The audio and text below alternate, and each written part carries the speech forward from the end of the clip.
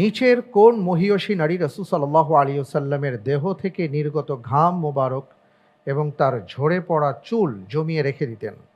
এ উম্মে হারাম বিনতে Milhan, B Umme উমারা Nusaiba বিনতে কাব, সি আসমা বিনতে উমাইস, ডি উম্মে সুলাইম ওমাইসা বিনতে মিলহান রাদিয়াল্লাহু তাআলা আনহুন্না।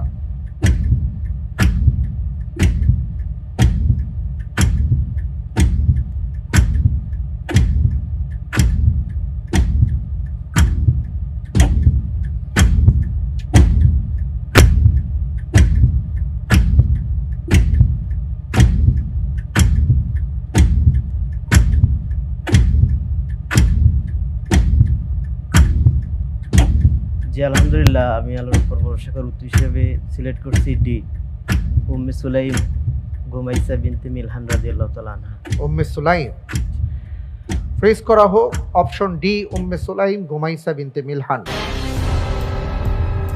আপনি যে উত্তরটি দিয়েছেন আপনার উত্তরটি সঠিক উত্তর। আলহামদুলিল্লাহ। উম্মে সুলাইম রাদিয়াল্লাহু তাআলা আনহা